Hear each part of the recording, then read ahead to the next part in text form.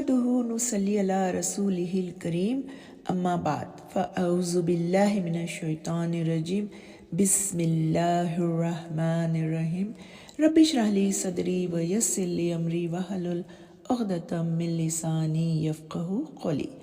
سورہ بقرہ کا ترجمہ اور تفسیر کا سلسلہ جاری ہے۔ الحمدللہ اب تک 35 آیتیں اور 3 رکوع ہو چکے۔ آج ہم آیت 36 سے شروع کریں گے۔ سب سے پہلے آیت کی تلاوت، ترجمہ اور تفسیر ہوگی۔ آیت نمبر 36۔ فَأَزَلَّهُمَا الشَّيْطَانُ عَنْهَا فَأَخْرَجَهُمَا مِمَّا كَانَا فِيهِ وَقُلْنَا اهْبِطُوا بَعْضُكُمْ لِبَعْضٍ عَدُوٌّ وَلَكُمْ فِي الْأَرْضِ مُسْتَقَرٌّ وَمَتَاعٌ إِلَىٰ حِينٍ۔ پھر ہوا یہ کہ شیطان نے ان دونوں کو وہاں سے ڈگمگا دیا اور جس عیش میں وہ تھے اس سے انہیں نکال کر رہا، اور ہم نے آدم، ان کی بیوی اور ابلیس سے کہا اب تم سب یہاں سے اتر جاؤ، تم ایک دوسرے کے دشمن ہو گئے اور تمہارے لیے ایک مدت تک زمین میں ٹہرنا اور کسی قدر فائدہ اٹھانا طے کر دیا گیا ہے۔ حضرت آدم علیہ السلام کے سر پر خلافت کا تاج رکھا جا چکا اور انکار کی وجہ سے شیطان کو عزت کے مقام سے نکال دیا گیا۔ حق تعالیٰ کی طرف سے آدم و حوا دونوں کو بہشت میں رہنے اور وہاں پر لطف زندگی گزارنے کا حکم ملا، مگر ایک درخت کا پھل کھانے سے منع کر دیا گیا۔ مشہور ہے کہ وہ درخت گیہوں کا تھا۔ چنانچہ آدم و حوا دونوں بہشت میں امن چین کی زندگی بسر کرنے لگے۔ شیطان کو سخت حسد پیدا ہوا اور وہ ان کا دشمن ہو گیا۔ بالآخر بہشت میں جا گھسا اور حضرت آدم و حوا دونوں کو طرح طرح سے بہکا کر اس درخت کا پھل کھلا دیا جس کے کھانے سے حق تعالیٰ نے منع فرما دیا تھا۔ اس لغزش کے بعد پھل کھاتے ہی ان کے پردے کے مقام بے پردہ ہو گئے اور وہ اسے چھپانے کے لیے ان پر پتے ڈالنے لگے۔ اس وقت اللہ تعالیٰ نے فرمایا کہ کیا میں نے تمہیں اس درخت سے منع نہیں کیا تھا؟ اور میں نے تم سے یہ نہ فرمایا تھا کہ شیطان تمہارا کھلا دشمن ہے؟ اس کے بعد آدم و حوا کی بہشت کی زندگی ختم ہو گئی اور ان کو زمین پر اتر کر وہاں ایک نئی زندگی آغاز کرنے کا حکم ملا۔ آیت نمبر 37۔ فتلقى آدم من ربه كلمات فتاب عليه إنه هو التواب الرحيم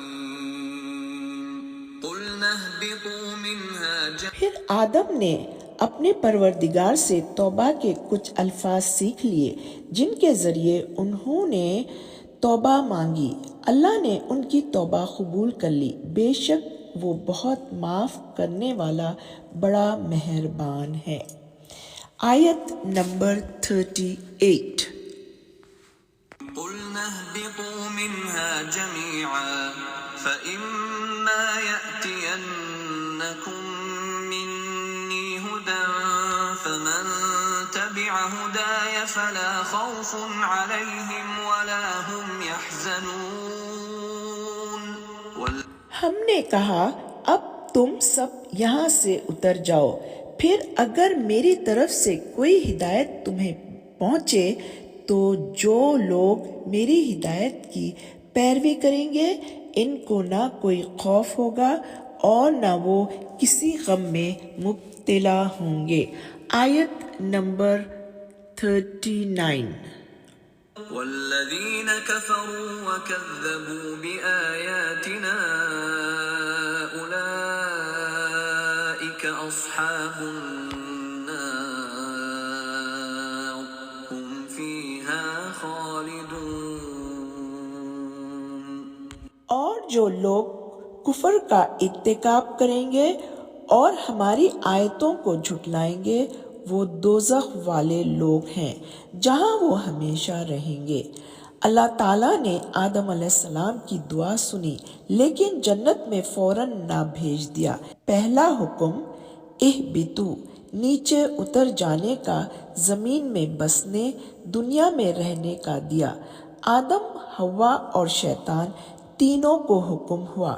وجہ ظاہر ہے کہ انسان کو زمین پر خلیفہ بنایا تھا نہ کہ آسمان پر۔ البتہ اللہ تعالیٰ نے یہ احسان فرمایا کہ جو لوگ زمین پر رہ کر اس کی ہدایت پر چلیں گے اور اللہ کے مطیع ہوں گے، دنیا کا قیام ان کے لیے مضر نہ ہوگا بلکہ مفید ہوگا۔ وہ کھوئی ہوئی جنت پا جائیں گے، ان کا رب ان سے راضی ہوگا۔ البتہ جو کفر و انکار میں پڑیں گے ان کے لیے جہنم ہوگی۔ آیت نمبر 40۔ يا بني إسرائيل اذكروا نعمتي التي أنعمت عليكم وأوفوا بعهدي أوف بعهدكم وإياي فارهبون۔ اے بنی اسرائیل، میری وہ نعمت یاد کرو جو میں نے تم کو عطا کی تھی اور تم مجھ سے کیا ہوا وعدہ پورا کرو تاکہ میں بھی تم سے کیا ہوا وعدہ پورا کروں، اور تم کسی اور سے نہیں بلکہ صرف مجھی سے ڈرو۔ گزشتہ رکوع اس بیان پر ختم ہوا تھا کہ سعادت و نجات حاصل کرنا وحی الہی کی پیروی پر موقوف ہے۔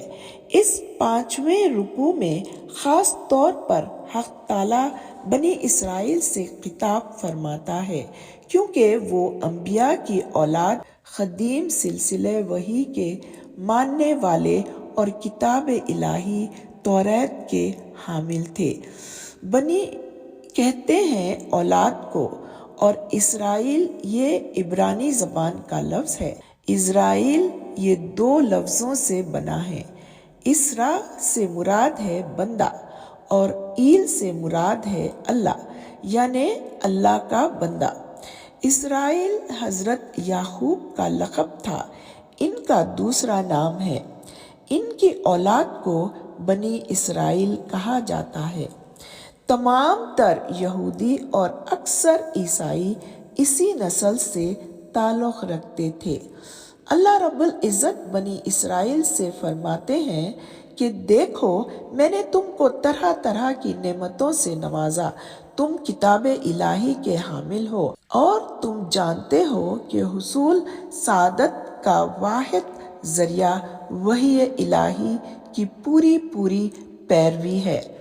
وحی الہی کے قدیم سلسلے کی آخری کتاب کو میں نے اپنے بندے محمد پر نازل کر دیا ہے۔ میں نے تورات میں اس کی بشارت دے دی تھی اور اس کی نشانیاں بھی بتا دی تھی، بلکہ تم اس بارے میں مجھ سے ایک عہد بھی کر چکے ہو جس کا ذکر تورات میں ہے۔ تم اپنے عہد کو پورا کرو، پھر دیکھو میں کس طرح تم کو نوازتا ہوں۔ اس عہد کا پورا کرنا یہ ہے نبی آخر الزماں اور اس وحی پر جو میں نے ان پر نازل کی ہے ایمان لاؤ۔ اس کتاب قرآن کی خصوصیت اور اس کی سچائی کی نشانی یہ ہے کہ وہ تمہاری کتاب کی تصدیق کرتی ہے۔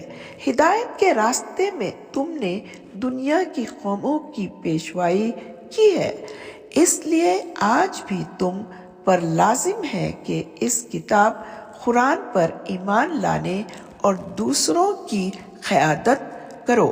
خبردار ایسا نہ ہو کہ سب سے پہلے انکار کرنے والے تم ہی بنو۔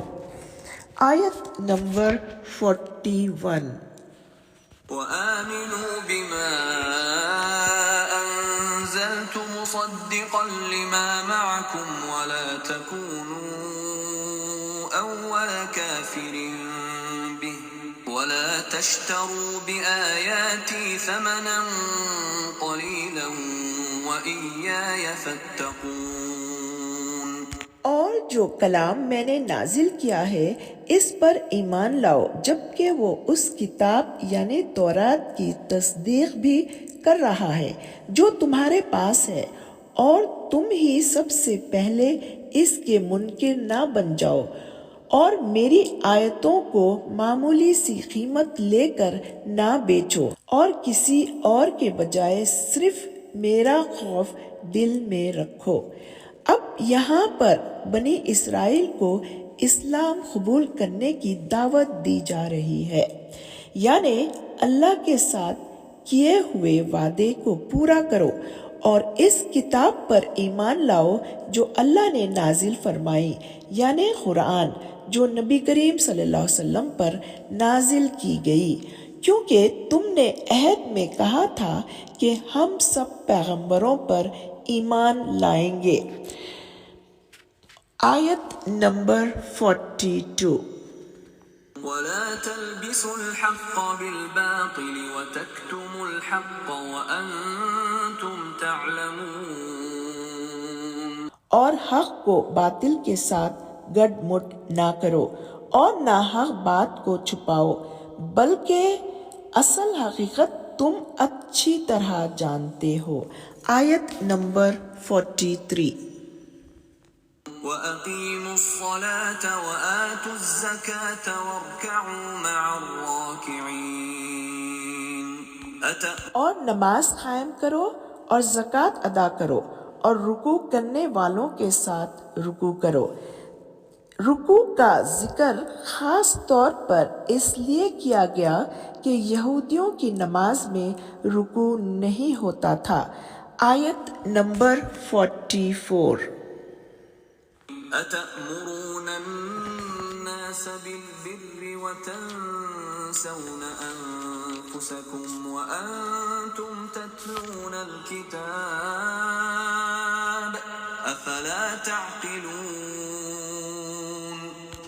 کیا تم دوسرے لوگوں کو تو نیکی کا حکم دیتے ہو اور خود اپنے آپ کو بھول جاتے ہو، حالانکہ تم کتاب کی تلاوت بھی کرتے ہو؟ کیا تمہیں اتنی بھی سمجھ نہیں؟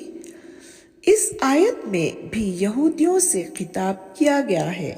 یہ لوگ قرآن کو اور رسول اللہ کو حق جانتے تھے، اس لیے پوشیدہ طور پر کبھی کبھی اپنے عوام اور رشتہ داروں کو اسلام قبول کرنے کا مشورہ دیتے تھے اور خود اسلام قبول نہیں کرتے تھے. بخاری کی روایت حضرت ابن عباس رضی اللہ تعالیٰ عنہ سے نقل کی گئی ہے کہ رسول اللہ صلی اللہ علیہ وسلم ایک یہودی لڑکے کی عیادت کے لیے تشریف لے گئے جو آپ کی خدمت کیا کرتا تھا. آپ تشریف لائے اور اس کے سر کے پاس تشریف فرما ہو گئے اور اس کو اسلام کی دعوت دی. اس نے اپنے باپ کی طرف دیکھا جو وہاں موجود تھا.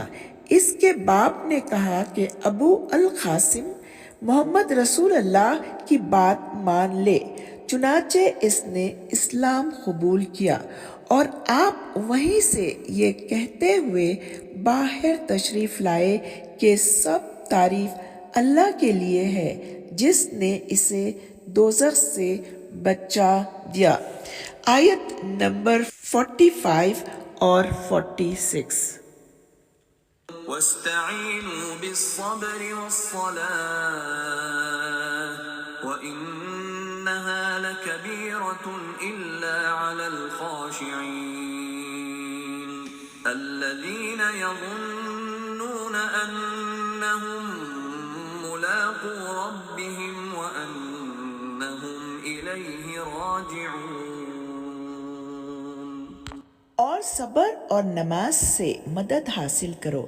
نماز بھاری ضرور معلوم ہوتی ہے مگر ان لوگوں کو نہیں جو خشوع یعنی دھیان اور عاجزی سے پڑھتے ہیں، جو اس بات کا خیال رکھتے ہیں کہ وہ اپنے پروردگار سے ملنے والے ہیں اور ان کو اسی کی طرف لوٹ کر جانا ہے۔ انسان بندہ ہے اور حق تعالی رب اور مالک ہے۔ جو انسان بندگی اور اس کے آداب سے ناواقف ہوتا ہے، اس کا قدم نماز کی طرف نہیں اٹھتا اور اس کی پیشانی حق تعالی کے حضور نہیں جھکتی۔ لیکن جن بندوں پر بندگی کی حقیقت اور حق تعالی کی شان کھول دی جاتی ہے، ان کے دل بندگی کے خشوع، آخرت کے خوف کے شوق سے پر ہو جاتے ہیں اور ان کی پیشانیوں میں سجدے تڑپنے لگتے ہیں۔ ایسے بندوں پر نماز پڑھنا یا صبر کرنا اور نماز سے استعانت حاصل کرنا بہت آسان ہو جاتا ہے۔ الحمدللہ آج ہمارا 5واں رکوع اور آیت 46 ختم ہوئی۔ یا اللہ ہمیں اپنا اطاعت گزار اور فرما بردار بنا، آمین۔ سبحان ربک رب العزت عما یصفون وسلام علی المرسلین والحمد للہ رب العالمین۔